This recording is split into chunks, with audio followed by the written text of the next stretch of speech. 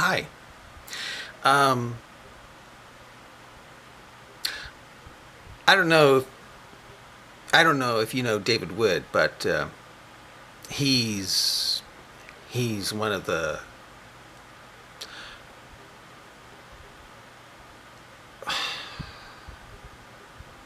I think I'll say it. He's the greatest Islam exposer on the internet because he gets the most views. Now, Christian Prince is the most knowledgeable, you know, but he doesn't get the views like David Wood. David Wood. I always had a thing in my heart for Christian Prince because he's my very first Islam teacher on the internet, going back to 2007.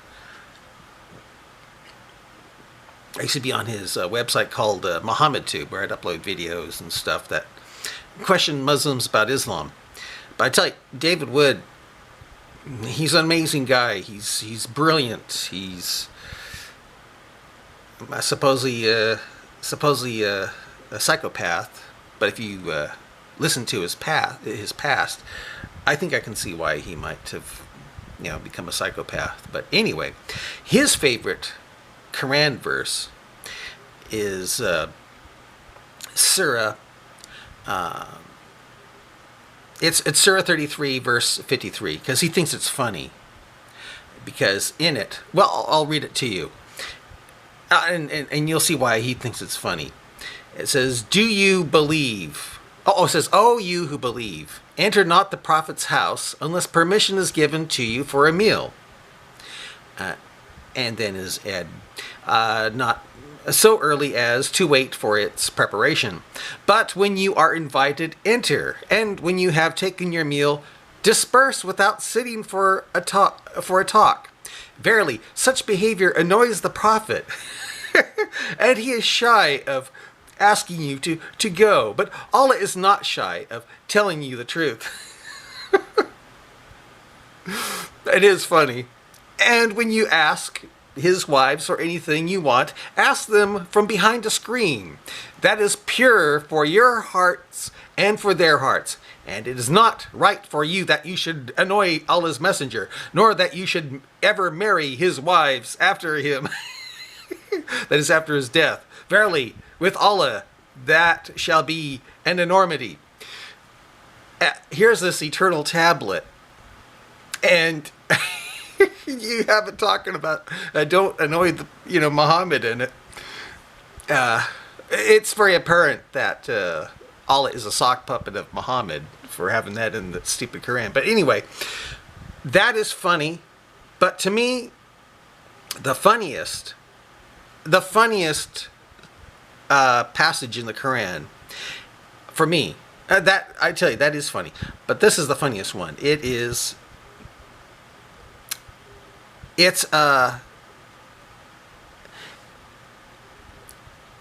Surah 34, verse 14.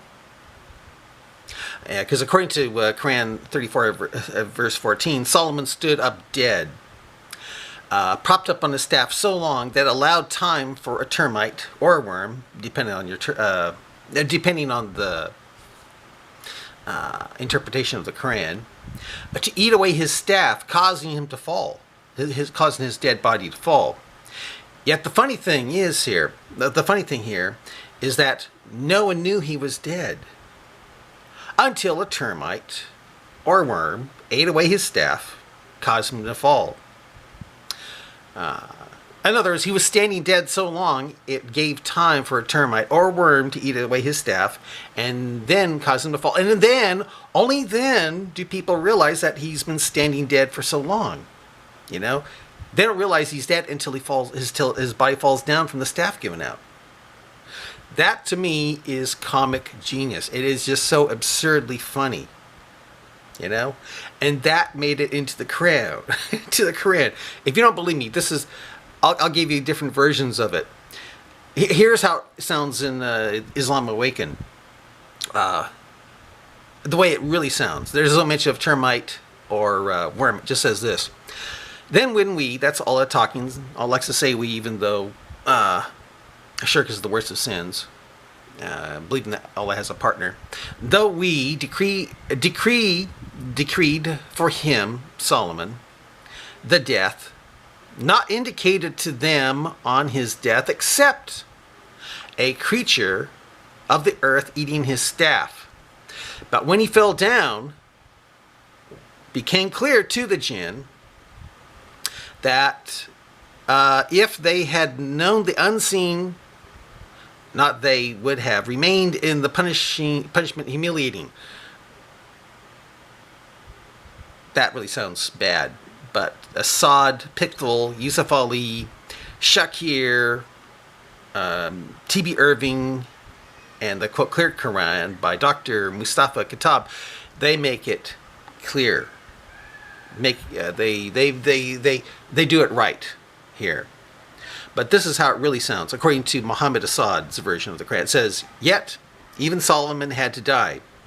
But when we, Allah, decreed that he should die, nothing showed them, the people, that he was dead except an earthworm that gnawed away his staff. And when he fell to the ground, those invisible beings, subservient to him, that'd be the jinn, saw clearly that, had they but understood the reality, which was beyond the reach of their perception, that they would not have continued to toil in the shameful suffering or servitude." Doesn't it sound beautiful to you?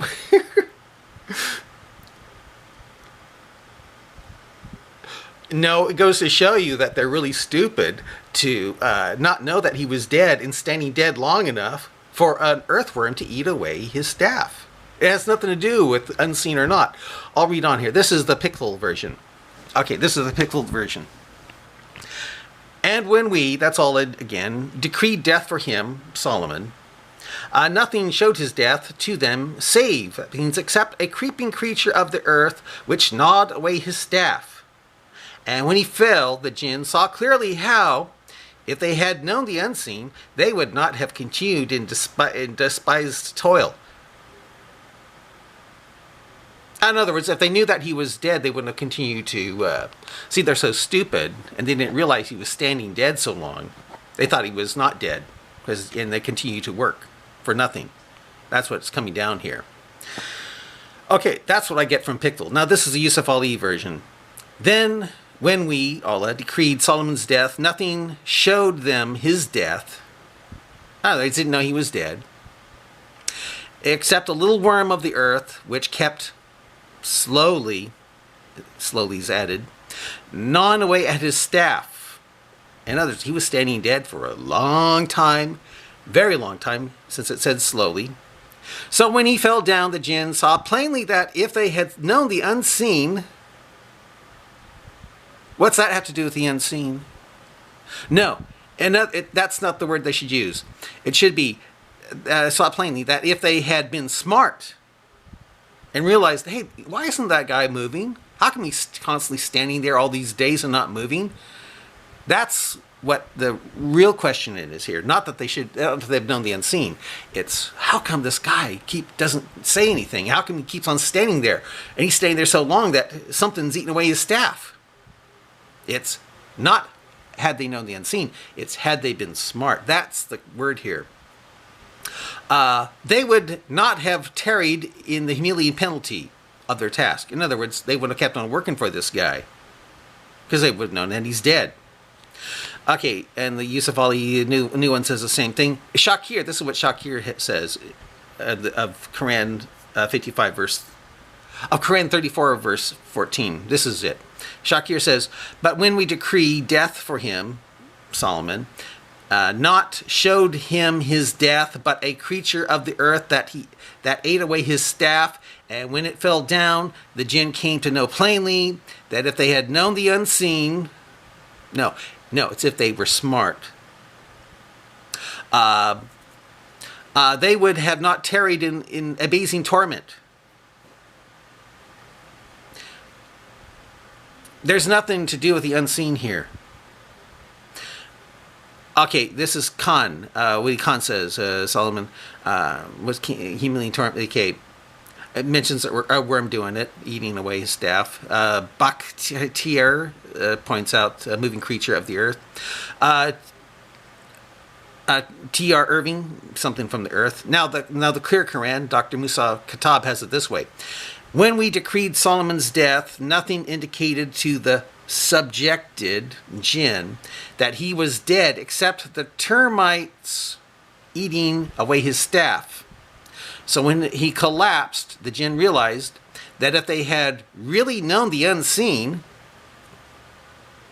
if they were smart, nothing to do with the unseen here, they would not have remained in such humiliating servitude.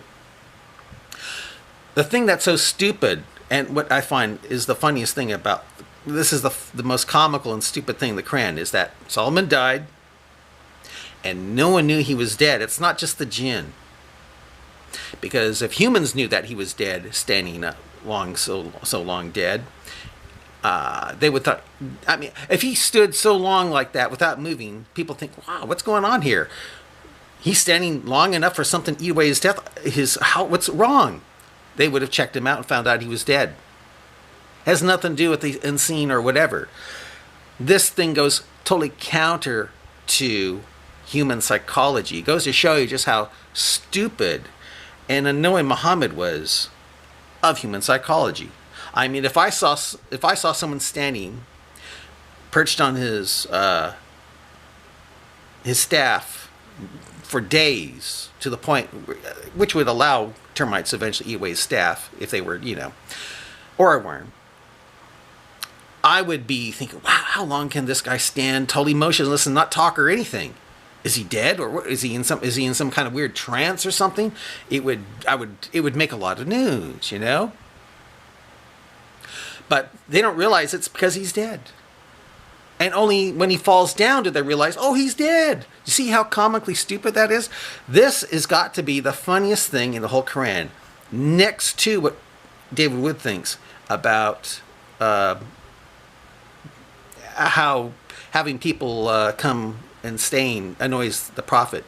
But Allah will let you know. That is funny. But this is something out of Monty Python. Some guy standing dead so long that it gives time for a termite or a worm to eat away his staff. And when he falls down, only then, oh my gosh, he's dead. That's not the unseen. That's had they been smart and observant, not how they'd known the unseen, they wouldn't have kept on tearing under this guy. That's what it comes down to. Very stupid scripture and very funny. And to me, it's the funniest thing in the whole Quran. Bye.